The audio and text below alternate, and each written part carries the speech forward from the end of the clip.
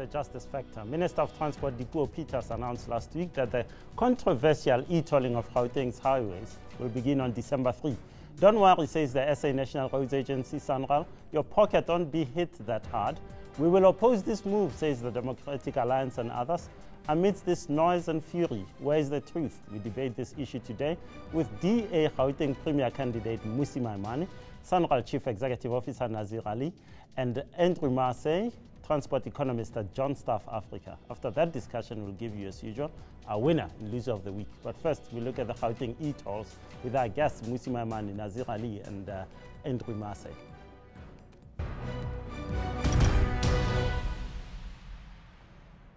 Gentlemen, welcome to the show. Mmusi Maimane, let me start with you. I mean, it's over. The courts have spoken. Mr. Ali has announced all the measures are in place. You know, just pay up and forget about it. Justice, thank you so much for having us. I wish it was as simple and as straightforward as that. As you know, we've put another court measure in place that says that, in fact, the legality of this particular bill is something that must be tested, because the way in which the tagging of the bill took place only made sure that members of the National Assembly voted on something that would have an impact so significantly on the province of Gauteng. We feel we've got a legitimate case to speak into that. And I think, second of all, is that the motorists out there, this is not just cannon fodder for government. These are people who have to earn their money. These are people who work hard for their money. Now they have to finance another process. No one disagrees on infrastructure build, but where I disagree is the fact that we have to finance it in the way that we are at the moment. And I think so the battle is far from over, and the motorists of Gauteng have got a voice, and we've got a voice in court. Does he have a point, Mr. Ali? Well, I think Mr. Maimane has got it wrong in this particular instance over here, because all the opinion that we've had, legal opinions, from the parliament itself, where his own party was party to debating this over here, you know, it was very clear that the tagging was done in a correct manner, that the tagging wasn't done incorrectly at all. Of course, any province, you know, when a national road goes through any one of our provinces, through any of our countries, the province does have a say on this thing. And in this instance, the province did have its say at the time when we started through the whole process in terms of the declaration of the roads as a toll road. I'm not sure that I would agree with you. I mean, people have put the number of responses that you received way back in 2007 at 28. That's hardly consultation. You only put out one ad in 6 newspapers. That's hardly consultation. Just as I'm sorry to say that you have not been following the court process very thoroughly. You would have seen that in the court papers as to where all ads have been. That is the claim which was made by the opposition, that there was only one ad. But if you looked at our affidavit, actually, you'll see all the number of ads. Let me also just point out something to you when you're talking about 2007. A well-known newspaper in South Africa in 1999 had already turned around and said in an editorial that we must toll the Benskuman. It also said in 1999, not in 2007, in 1999, that the toll tariff will be somewhere between 10 and 30 cents a kilometre. And that is what it is today as well. If you look at a number of other publications over the years, including the very publication that we put out, and every member of parliament had received a copy of that, was the Horizon 2010 document, where we had actually pointed out I'm sorry, but what you're pointing out, Mr. Ali, is reportage. It's not consultation. Consultation is a totally different game. No, Justice, I think you see what, again, you're missing the point over there, right? We did, in terms of the consultation, we can't force people to come and talk to us at the end of the day, right? We'd informed people, we'd held public meetings, but subsequent to all of that, there was an IMC process, there was a steering committee which was set up. It wasn't as if the process had stopped. It's an ongoing process that we have never stopped in terms of listening and talking to people, and that's one of the reasons why we're here this evening. Okay, now let's look at you mentioned the 30-cent charge and so forth. Let's look at that. Andrew Marsay, you're an economist. A lot of people have said this looks totally unfair. Why couldn't it be funded from the treasury, from the fuel levy and other parts? Do you get that point? I would say right now that as someone who pays the fuel levy every time I fill up, surely that's where the money should come from. That sounds obvious. And as I answer that, I want to mention something about economic principles. And people who are going to be in government, which I hope Mmusi is going to be in due course, the greatest debate in government in economic terms is that between economic efficiency on the one hand and social equity on the other hand. Now, Wayne Duvenage of OTA says that funding this from the government purse, whether directly or through channeling the fuel tax, will be more economically efficient. And actually, he's correct. It would be more economically efficient to fund it directly from the fiscus.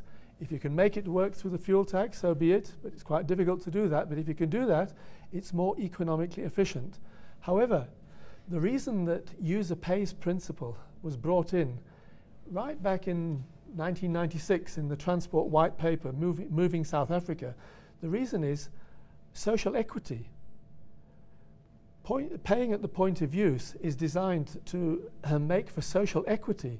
So what COSATU has done has misunderstood completely the purpose of using the tolling mechanism to fund it. The idea is to permit the government to have as much discretion as possible over as much of its own money as possible and allow private people to pay for things that can be paid for privately. So the users pay, and really, Duvenage is right. It's more economically efficient, but tolling is more socially equitable. And I don't think people realize that. Mmusi has an issue with you. I have an absolute issue with that. I think if you understand our own fiscal policy and allocation towards infrastructure build, I think that the collection of revenue through fuel levies is ideal, particularly for this particular instance. When you consider the fact that the model of tolling that we are using, in fact, is not even about financing of the infrastructure, but really the model is built on the fact that we are financing the management of that infrastructure. We are the management of collection of tolls. So which is in fact asking the residents of Gauteng and the motorists of Gauteng to finance the bulk of the money towards administration rather than in fact another process which was about building the road in the first place. The other issue is that in terms of I'd like Nazir Alli to respond to that, because you're basically saying he's funding the Austrians and not building our roads. I wish I was paying you for know, that. well, he says he wishes he was saying that. I think we must make it clear as to what he's trying to tell us. Unfortunately, he's got it wrong, because we've shown very clearly in all the papers that we've put in front of the court that we are actually funding the infrastructure. The money that we borrowed, the bonds that we've issued, have gone into the construction of the infrastructure itself over there. And that is the model that of tolling of the user pay principle has always been based on. It is ring-fenced, it is not used for anything else but to pay for the infrastructure and of course the future maintenance, etc., of that infrastructure as well. You know, I have a friend who was in hospital in Mpumalanga, and he's been transferred to Baragwanath Hospital. Now, I mean, he's not paying for Baragwanath, it's here. There is something about Gauteng paying, whereas what accrues, all these trucks that I see from KwaZulu-Natal, from all over, I'm not quite seeing how this is equitable, as Andrew puts it. May I explain further? Yeah. If I could come back on Mmusi's response, what he said actually reinforced what I said. He said that, in his view, the tolling seems to be paying for inefficient stuff as well as actually roads. Now, I said that in terms of economic efficiency, if that's what you were aiming at as government policy primarily, then I would agree with him and say, yes, we must get the fiscus, whether through road tax or whatever, to do it. But this country has what's called the highest Gini coefficient in the world. We have massive inequality, we have massive poverty, we have massive unemployment, and as a consequence, making economic efficiency the sole judge of whether a mechanism of funding is correct is contrary to national policy. Mm-hmm. We should be permitting social equity to have a higher priority in the way we fund things. Okay. This may be less efficient, but it actually permits a range of social objectives to be achieved, not just in terms of public transport, which I'll come back to later, but just as a principle, the user pays principle is based ultimately not on funding efficiency, but on social equity. And those who have opposed this because they think it's inequitable have got their understanding incorrect. No, but you tell that to someone who's just started their first job, lives in Soweto, drives all the way to Midrand, and now faces the prospect of a 400 rands bill if they've got an e-tag, and a little bit higher than that if they don't. The economics of that, we must ask the question in a world that is unequal, how do we assist those who are wanting to find their first entry into the economy? I'm going to stop you all three there. I'm going to come back to you, Nazir Ali, when we come back from the break, but we have to pay for this show, so we have to go to an ad break. After that break, we continue our discussion on Gauteng e-tolls with Mmusi Maimane, Nazir Ali, and Andrew Marsay.